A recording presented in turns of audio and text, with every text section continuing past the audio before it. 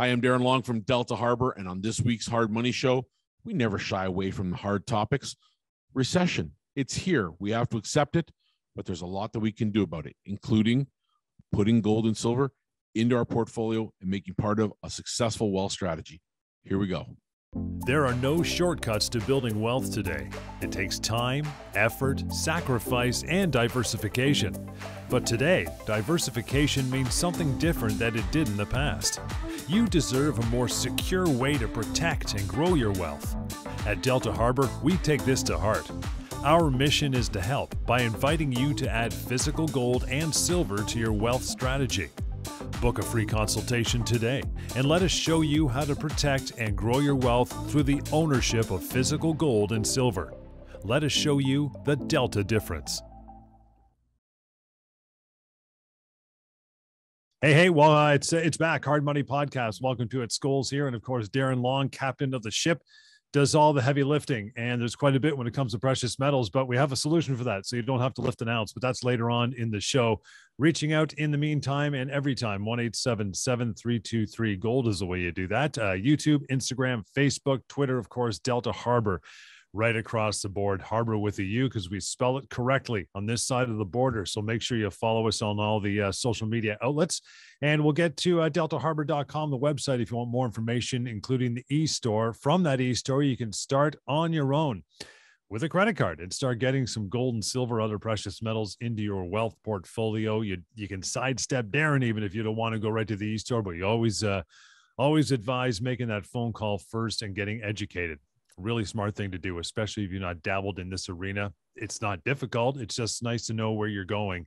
And the best guys to tell you will be here at Delta Harbour, so feel free to reach out. But, Darren, getting it started, I see so many analysts, everybody, jumping on the, on the board of the bandwagon, recession bandwagon. I know we have discussed it here a great deal, many times. We continue to get us caught up on gold and silver. And, tell me more about this idea that the mainstream might be acknowledging the potential of a recession, or do you think it's already waist deep? What do you think, pal? Well, good to be here again, and welcome everybody to Hard Money. And it's a test of sorts, John, because, a few months back we were doing a show and we talked about how we thought this recession would be much different. And as gold tests the 200-day moving average here as we tape on Wednesday, it's getting a little bit of a reversal into session highs and just off that, but holding very strong, and silver along with it. So this idea that recession is happening is certainly something that we've been discussing. I believe, as we've told our listeners here on Hard Money a lot over the last little while, that we're already in recession. And now to see mainstream agree and to see them jump aboard, it doesn't surprise me. I mean, week over week, we saw gold improve around $20 an ounce, give or take, up into the 1860 range in the session high this morning. And I'm extremely excited about its potential growth in the short term here. Silver about 30 cents higher than it was last week, and doing the show into the 22.20 range, and holding its ground similar to gold. Also, supply has improved. We've brought on new suppliers to cover what was a shortfall of product that had been hitting us over the last few months. And again, we always talk about that importance of understanding that the best buyers, the ones who make the most return in gold and silver, are the ones who buy when people are fearful. Yeah. So you want to buy at the lows, not the highs, or not into the rallies. And, lo and behold, again, like when we talk about products of the week and things like that, this week will happen to be the 10-ounce Sunshine Mint silver bar. For whatever reason, that was the big bar of the week. And, John, to your point about the mainstream acknowledging the threat and the possible recession, and, some even saying we're in recession, it's 1,000% true. This is the mainstream turning on a dime to fit the narrative that sells the media, right? Mm-hmm. Whatever gets them the $2 a month subscription to their website now, or their paper, or whatever it is, they'll do. But they're always late to the game. They're always late to report it. You don't see the CNBCs, BNNs of the world jumping on the bandwagon ahead of time, touting the danger of a recession. In fact, they were late to the inflation information. They didn't talk about that either. And because of it, in part, I can't help but think also that leads federal bankers, central bankers, to be late to the game also. But that view's changing. Let me tell you why. this week, and again, this might not be the best example for everyone. It's not certainly something I watch day in and day out, but on Fox Business News, a colleague of mine was interviewed, Danielle DiMartino Booth, who I've interviewed numerous times. She is the CEO and chief strategist of Quill Intelligence LLC, which is a research and analytics firm, way ahead of its time, and exceptionally bright people, very intellectual people working there. And of course, she runs the ship, and she spent 9 years as an advisor to Richard Fisher at the Federal Reserve Bank of Dallas. So, I mean, she has her finger on the pulse, and she understands the changes here. And again, when we talk about economy, we really can't separate the U.S. because if they sneeze, we get a cold. We're inseparable from that economy. So whatever they do, we do. And it stands to reason that when she talks, people listen. So what she basically pointed out in an interview with Fox News this week is that, look, in the US, and this is by extension also true in Canada, wages are not keeping up. Sure, there's lots of positions available at minimum wage, but retailers right now are finding out that it's very difficult unless they're willing to pay a lot more to get good employees. So otherwise they scrape the bottom of the barrel, and that's a sure sign that there's change of some sort. Well, what is that change? Is it productivity growth? Is it organic growth? Is it the stock market's going into new upwards phase? Are we talking about new developments in natural resource gains here? No, we're not. We're talking about the opposite side of a rally. We had a decade of good. Now we're going to see a half decade of bad. And that goes along with higher interest rates and lower wages. And as the central bankers always do, the mainstream starts to edge into this, and then they backdate it. So what we'll end up seeing is that central bankers will come out, and like they said about inflation, at first it was transitory, then it might have been a problem, and then they backdate and say, yeah, missed that one. Sorry, guys, it's a problem. Same with recession. We're in a recession. We have to accept it. It's not ideal because it doesn't look the same as what we've come to expect, but the cost of living is rising. Everything is rising. And sometimes the central banks will come out and they'll tell us, we're backdating this as much as 12 to 18 months. So it shouldn't surprise you that you haven't heard a lot of it. But yes, John, the mainstream is definitely coming alive with this chatter. And as they do, again, what sets in? Fear. When do you buy the assets that perform well? When they're at their weakest, when people don't believe in them, when it's quiet, when the phone's not ringing, right? And that's gold and silver. And that's why the astute investor has been buying and adding to that, as well as central banks around the world, the high end and the low end, from the guy who buys a few 10-ounce bars every week to the guy who buys a couple mil a year, to the conglomerates like the central bankers who are padding the value of their economies by adding a physical asset like gold to the central bank holdings. Again, guys, 1-877-323-GOLD. Anytime to reach out to Darren and crew if you want to get started on this venture of gold and silver and precious metals, physical metals in your portfolio. If it's the first time, well, come on in. The water's warm. If you're a repeat customer, good on you. You're wise already. And having said that, Darren, hot off the heels of last week's show, talked about investing in alternative assets that can balance and diversify someone's portfolio. Again, another reason, strong one, why folks should be tuning in and thinking about gold and silver ownership, right? Well, John, yeah, I mean, it's a valid point to make. Gold and silver ownership is something that obviously we preach and we practice 18 years of it. But if you look at the broad economy as a whole, and as we said last week, peak real estate values have come and gone. We know in most regions of Canada, there's always exceptions, but we know in most regions of Canada, in particular in Ontario, that home values are dropping fast, and as interest rates rise, 50 basis points last week, another 50 this coming month, and most likely 2 or 3 more before the first quarter of next year, this is going to be an extreme amount of pressure put on disposable income. You've got stock markets, which have run very high for a decade, made good returns for people. But, they're down also. Most major indices this year to date are down anywhere from 20 to 40%, depending on where your money is. And it's likely to continue along those lines. We barely heard anything about it. It doesn't even feel like a recession because really the headlines have only been, as of the last week or so, week and a half, 2 weeks, into this whole idea that they have to accept this is a recession and that we're hitting a recession. And I believe that as far as the stock markets are concerned, the drawdown of sorts on the total value of stock markets it's only just begun. I mean, there's going to be a period of time of adjustment that it takes for us to get squared away with that, so to speak. But ultimately, the challenge is, what do we do? Where do we get, where do we get our gains from?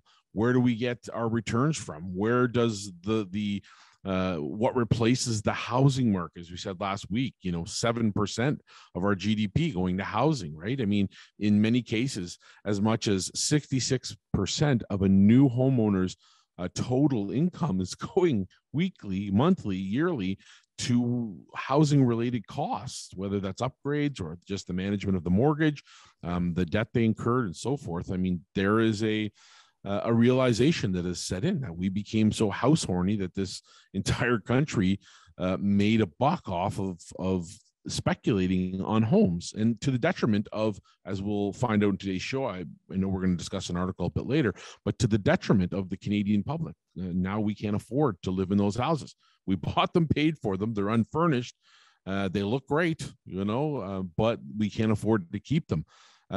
Recession is going to look different, as we said already this week. It'll be a kind of a creeper recession that just kind of sets in and it's there, and all of a sudden we'll revert back to saying, well, I saw that, I knew it was happening, but I didn't accept it. So we think that this is a good time to really think about what your wealth strategy is doing for you. What does well during a recession, right? Gold, silver.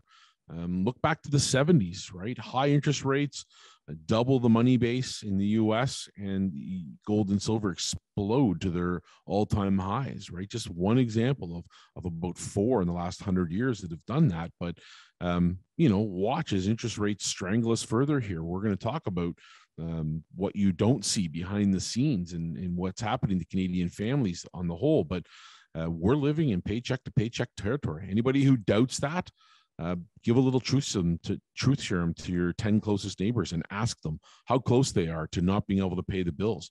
They're a lot closer, and more than likely 1 in 5 people listening to this podcast are going to be in that position now as we speak. So if you do have the ability to do that as these costs rise, some as much as 20% year over year, and the cost of food, oil, all the things that are in part of inflation that oil touches, which is everything, John. If you have the disposable income to do it, now's the time to diversify. Now is the time to change that wealth strategy and make it count. If not for you, for your family, for your next generation, whether it's gold, silver, a combination of both. We don't frown on having a balanced portfolio. We don't think you should sell off everything you own. Just make gold and silver a legitimate part of that strategy. So this is the time to do it. And I think if people are smart about it, John, they'll be just fine. Yeah, it's saying, you talked about not being able to afford things. There was, there was something, if you read Better Dwelling this week, that said Canada's improvements in poverty proved to be more transitory than inflation. And then also survey data, I know you're going to talk about, from Food Banks Canada, FBC, that shows over a fifth, to your point, of households have recently gone hungry. This is Canada we're talking about here. Well, it's not at all, to me, a funny topic, because every single week, and again, there's some weeks I don't, but for years and years, we would end the show by saying, please give to your local food banks.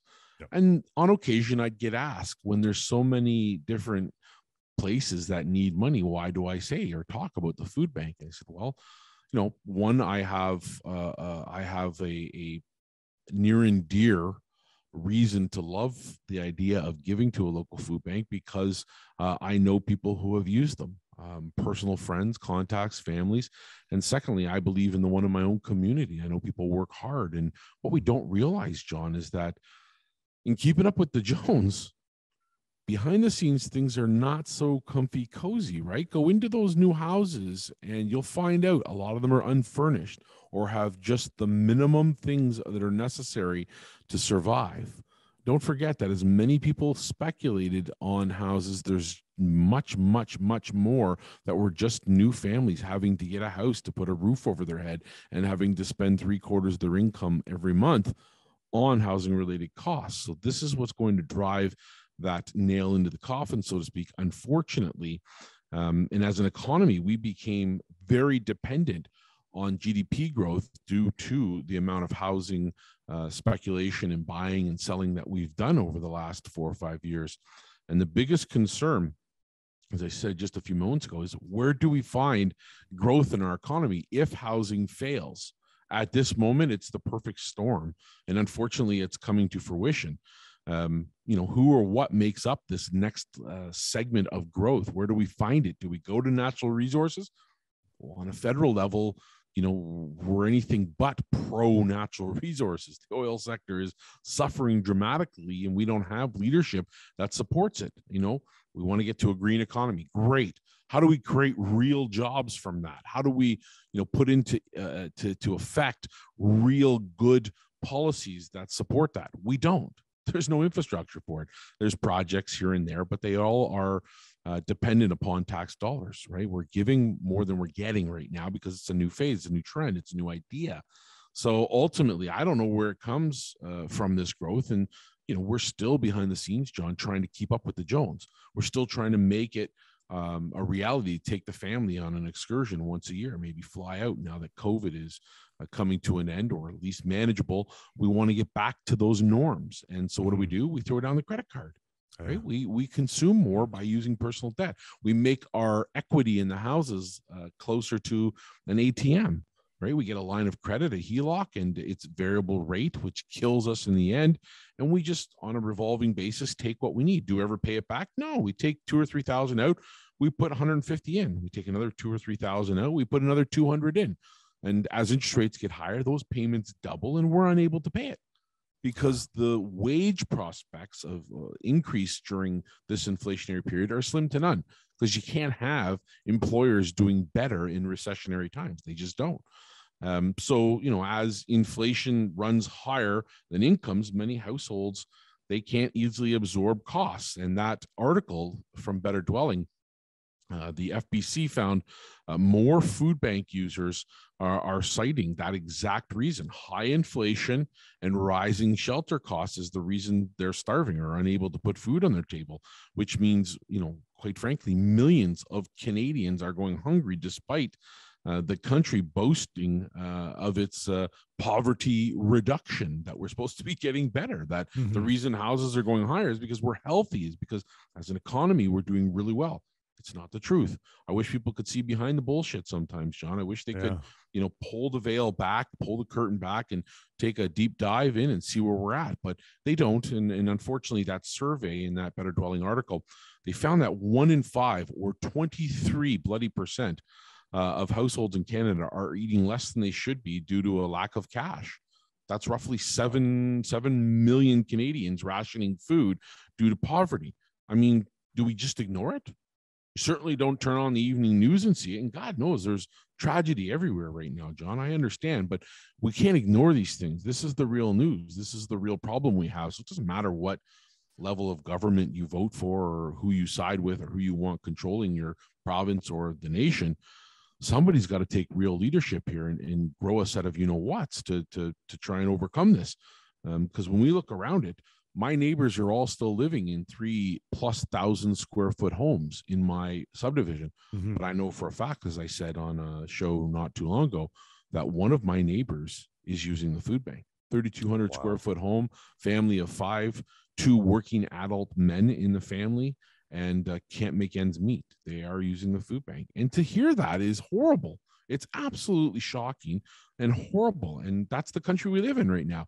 So if you are able to invest, and you can see where this is heading, which is a deep recession, then it's smart to revamp your wealth strategy to accommodate this threat of further loss. Take advantage of the possible windfall when it comes to assets like gold and silver, which I think, they've spanned the test of time, John. The next 10 years or so for gold and silver, all-time highs. Yeah. Do yourself a favor. Add 10-20% of your net portfolio into physical gold and silver. You can use Delta Harbour to do it. Hearing all that's scary. It's definitely not enjoyable, but knowing that we can do something about it now kind of has a positive spin on for you and I both. But it also begs an obvious question, Darren, about our position as a country on the whole, right? How close are we to being in that situation, 2008, that subprime mortgage situation in the U.S.? Dangerously close? What do you think? Well, this is context, John. Sure. And it's a great point to make. Good question to ask. The reality of the situation, according to statistics, this is data and it doesn't lie. It is the truth. It should first off come as no surprise. We're already seeing foreclosures in the housing industry in the major metropolises. People are already failing to make their mortgage payments. It is being swept under the rug. Mark my words, it's being swept under the rug, right? There's going to be a very high percentage of people that find out very quickly that they got into these houses, got into these homes, whether they were speculating as a second or third or an investment, or whether it's their primary. They lied to get into them, first off, because they couldn't afford them otherwise. They were paying 10, 11, 12, maybe as much as 16 times the income that they make on a yearly basis, which is historically the highest it's ever been. In context, our parents were paying 3 to 4 times their income for a house. It could be affordable, right? They could pay it off within that 20-year mortgage. Now the likeliness that the average homeowner pays off their first house in the 20-year, 25-year period, slim to none. I mean, it's dropping dramatically. I don't have the exact statistics in front of me, but in the next 10 years, you're going to see that it's commonplace and most likely will be introduced here in Canada as well. The 30-year mortgage, even the 50-year mortgage like they had in Britain and other places around the world. Yeah, absolutely. So you just live in debt and pass it on to the next generation. Yeah. Because, this is the way we think. This is the mentality we have, that it's okay to borrow money and not pay it back. This is exactly what we do. And we think the next generation will pay it. There'll gains and productivity will come from somewhere else. So that sets the tone for where we are. But interest rates have doubled and then some since their very bottoms. And a lot of the mortgage industry is currently variable rate, especially those HELOCs, the home equity line of credits. So this is causing havoc in many parts of the country, but especially in the metropolises, Toronto, Vancouver, Montreal, and other various places around the country. And it's going to get worse. As I said on last week's show, Canada is now, and here's the kicker for context, we're 20% more dependent on housing as a part of our GDP, as a part of our economy, than the US was in 2006-07 at the peak of their bubble. Wow. We are 20% more dependent as a country. And this is a warning, John, a very clear signal that our very, very house-horny population has overdone it to the extent that it ends up punishing the entire country.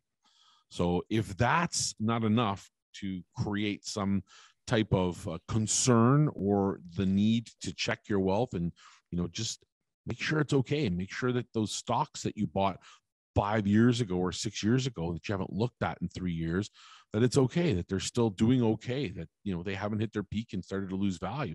Because that is, from a friendly advice perspective, that's the moment when you make that phone call, because I know that your planners and advisors aren't calling you. Banks don't call you. They don't reach out. They're happy to take the money in, but they don't reach out to you and stay in touch. That's a clear sign that we're in trouble. And at its worst in 2006, residential investment in the U.S. represented 6.7% of their GDP. And it was enough to make at its peak, 1 in, I think, every 8 homes in the U.S. at its peak was in foreclosure or risk of foreclosure. Man. So that's 6.7% of the GDP. It's a huge number. And as it did back then, it raised alarms, as it should now. Canada's, and again, here's the kicker, context, right? Canada's economic output is about 20% more dependent on housing than U.S. was at its peak bubble. So we are going to experience firsthand, John, here and now, and be witnesses to something that is going to rival or be bigger than what the subprime mortgage debacle that led to the financial crisis of 2008-9 was here in Canada. It's going to set off bells and whistles. And, my greatest fear is that we lose the value of our economy to pennies on the dollar to other investors coming in from elsewhere around the world. So hold on to your assets by making changes to your wealth strategy, planning accordingly, and, doing the right thing, which is to educate yourself about other assets like physical gold and silver, which perform extremely well during these times historically.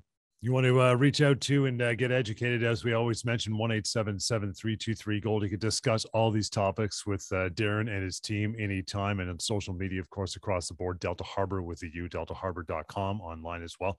So understanding you correctly, and it's not hard based on what you just said, you're suggesting everyone should be rebalancing or balancing or just doing an overall, good, solid, test and look at their wealth strategy to make sure they're not overweight in one area and have all their eggs in one basket in one asset category, right? Do a complete scan of their wealth strategy, right? I believe there's no sounder advice than to do that, right? Again, I'm not your planner, or your advisor, or your bank manager, so don't treat me as one. But as an expert in physical gold, silver, precious metals, and having 18 years of experience in this industry, I've maintained that balanced approach. I've taken what I have in paper and I've balanced it with physical, whether that be real estate or raw land or something that can be developed later on. And whether it's my gold holdings, my silver holdings, again, I'll admit I'm biased towards silver. I love it. So I have a lot of it. It doesn't matter. I've done it and it's paid off in spades for me. And I think back to the very early days when I was buying silver at like $4 an ounce, talking to people about the potential of it doubling. People laughed because they treat silver as that little piece of jewelry that's on their wives' fingers or their toes. We don't treat it as a world-renowned first-tier asset, which it is. Gold too, right? I mean, it's predominantly seen as jewelry, but the truth is it's everywhere, and central banks around the world are buying more of it and have been net buyers since 2009 because they fear the worst is happening. We are living in a debt-filled society, a debt-filled culture that cannot pay its bills, and we have to take more debt and find more creative ways to create that debt in order to pay it off. So ultimately, if you look at gold and silver, I think that they're poised to make a jump here, right? 1800 was kind of the floor for gold, 2150 the floor for silver in this most latest pullback or oversold phase as last month ended. And I believe here gold is very close to starting a new cycle that's going to take it multiple times higher. I think the first stop is 22 to 2300. And I think by next spring, those who are investing now will be pleasantly surprised as they see both gold and silver rally very high. And I do believe that silver is now in a position and capable of taking out three triple digits. So I do think that we are heading towards that. And I mean, again, talking to a person that when silver was $4 and having a chuckle over $8 doubling in value, they thought that was tremendous. Imagine it going to 20, I said, and they laughed. It's not going to 20, maybe, 10, that's great, 12. Well, it went to $49 an ounce in 2011, right, at its peak. And it's a stepping stone away, but there is no other asset on the face of the earth which is half its 1980 value. Right? No other asset, none. There's no commodity on the face of the earth which is half its 1980 value, except for silver. And there it is for you as an investor, for you as somebody who's astute, who's smart, who's researching and taking time to want to protect their wealth, grow their wealth, and not only that, for your family, right? I mean, listen, look ahead, plan ahead. You don't have to be a believer in the end of the world to know that recessions also kill wealth. And we usually are very passive and we react instead of being proactive. And this is being proactive. Owning an asset like gold and silver when nobody else does, when only 2% of the investment world have exposure to gold and silver, that's smart. That's astute. That's exactly what you would expect when this asset blows up. Those that have taken the chance to research and find the story and read the story, they're going to be rewarded. And that's exactly where we are, John. So I'm screaming at the top of my lungs. Again, I'm not very calm and gathered here when we do this show, but I'm screaming at the top of my lungs when I write emails, when I talk to people, and when we tell them about this story of gold and silver. It's important they do it, and it's important they do it now. And ultimately, we'd love for them to do it through Delta Harbour. You talk about choices. There is many, but you got to make the wise ones now, especially moving forward. So based on that, Darren, tell us a little more information about opening up an account and getting started with Delta Harbour, because there's lots of options and they're all good ones. Well, this is the fun part, John, and we've thought Yep. about silver and gold for 18 years, so we've come up with every solution possible. There is the kind of, do it yourself, do it from home. Like you said earlier in the show, you don't need me to do it or any of my colleagues or team. You can just go online and your order will show up after you paid for it.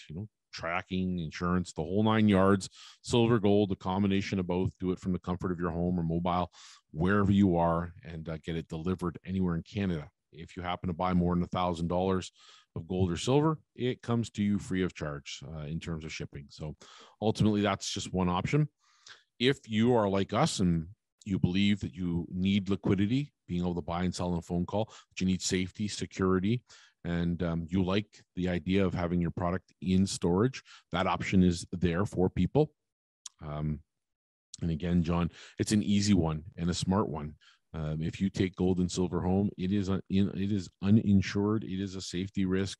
I wouldn't want to have too much of it at home other than just a small purchase here and there. But ultimately, putting it in storage, you can go visit it with us. It's in your name. You do get your serial numbers if you request them. And you can anytime come to see your product, audit your product in holdings, take some pictures. That's the fun part of ownership, and make changes by phone. Right? Easy to do from the comfort of your own home, and we'll be with you every step of the way. If you like that idea of storage, and you want to take advantage of yet another umbrella of great opportunity in Canada, fill your TFSA full of gold and silver, right? Yeah. Tax-free. You have $82,500 you can use in your TFSA. We can help you with that, or migrate a TFSA from another institution, any institution.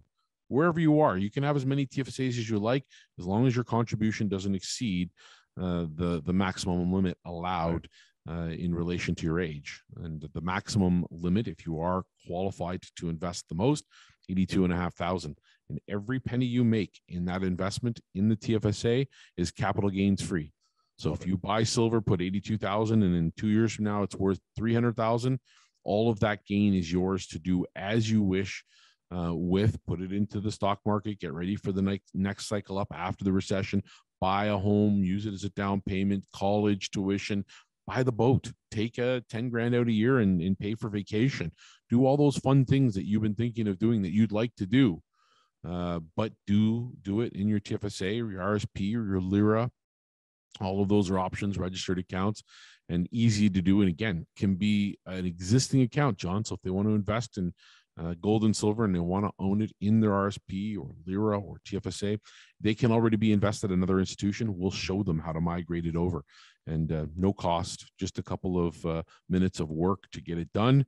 And we'll be able to put gold and silver into your portfolio for you. So give us a call and follow up on that. And then, of course, the Delta Vault account. This is where we've thought long and hard about some of the more difficult things to understand in the gold and silver market. One of which is, hey, the paper price of silver today is showing $21.90. Yeah. Let's say it's US dollars. How come I can't buy silver for $21.90? Well, that's because it's the paper price in the futures market. And unfortunately, unless you're playing that game in the futures market, buying a futures contract, you are not going to be able to get that product. In the reality of the situation, there is supply and demand fundamentals at work.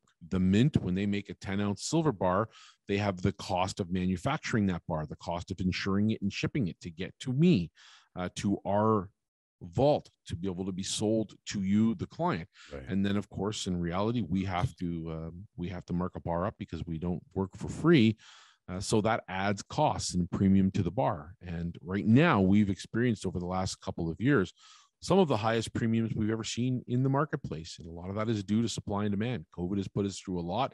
The side effect of that is that we've had an inflationary environment, and one which has slowed the supply of many products around the world, including raw silver and gold to the fabricators like the mints and other places that make silver and gold around the world. So premiums to buy that bar, even though the paper price is $21.90, mean that you could be paying $28, $29, $30, $32, even more. And if you convert it to Canadian, close to $40 an ounce. So ultimately, in order to get those premiums lower, we created the Delta Vault account. It utilizes a simple process. We go out and we buy lots of gold and silver. We put it into the vault and store it. And when you come along as a buyer, you get to buy every single ounce and own it, one for one. but you don't pay those high par premiums because you don't tell us you want a 10-ounce bar and a 100-ounce bar. You can, but you don't need to. You just buy it at the lowest premium possible, which is the industrial bar cost, the 1,000-ounce bar cost, and it keeps your buying cost as low as possible. And, you know, a 1,000-ounce bar, all of those ounces get accounted for and audited, and we don't hypothecate any of those ounces. So when you buy 500 ounces, you are getting 500 ounces put aside for you at the vault, and you can buy and sell by phone. And best of all, John, I can use those ounces in that Delta Vault account in order to get more ounces, and we'll talk about that on a future show, I guess. But the idea that you can use your existing product as collateral for additional purchases, that's what makes this explosive, this program. So buying at the cheapest dollar value you can and using that product in order to acquire more, meaning you can get 3 ounces for the price of 1, means you make a quicker path to profits and profitability. And ultimately, this is the best way when you expect the market to go up and you've weighed all of the risk scenarios involved. This can be the best and most explosive way for you to make a return on your money. Some decent leveraging right there for sure. Give us one more time, one quick run through the registered accounts, because I know a lot of people now more than ever, they've started to have these. TFA's been around for several years, but they haven't explored this very often, and they have them for their kids too. So again, a safe option for you guys through Questrade, right? Yeah, John, those registered accounts are incredible, and it does mean that you can take the advantages and put them to good use, whether that's a LIRA, a spousal RSP, a TFSA, an RSP, whether you've already got one in another institution. Any of those qualify, and our partner, as you said, is Questrade. Yep. And we've been working with them since 2015. I put the very, very first account in they ever did with us, and got that up and rolling, and we've been doing it ever since. So that's another way to take advantage of this market and to take advantage of these tax umbrellas. Obviously, the TFSA being the most beneficial one, which is tax-free, completely capital gains free, and then the RSP, which offers the deferred taxes. So lots of options there, and you can take delivery of your product when you're said and done and you want to deregister, you're done with the RSP and you want to convert it over to a retirement account that's better than the RSP, and you got to start taking your withdrawals. Those withdrawals can be physical product. So you can just take out your, whatever 5% in 10-ounce silver bars or 100-ounce silver bars or 1-ounce gold bars, whatever you like, whatever's in your account. So lots of options there, very flexible, John, and a great way to get exposure to physical gold and silver inside of your portfolio. And definitely something we can do through Delta very easily. It's just a phone call away, or the website, which is going to explain to you how to get that process done. A lot of it's education, and that'll wrap it for another edition of Hard Money, the podcast. Again, we implore you just to reach out, right? Have a conversation. Always good to get some education even before you drop that first ounce into your portfolio for the first time. 1-877-7323-GOLD, right? The number. And of course, here at deltaharbor.com and any other social means like YouTube, Instagram, Facebook, Twitter, all of that. It's Delta Harbor with a U to reach out and contact Darren and the team. And we'll catch you next time on the next Delta Harbor podcast.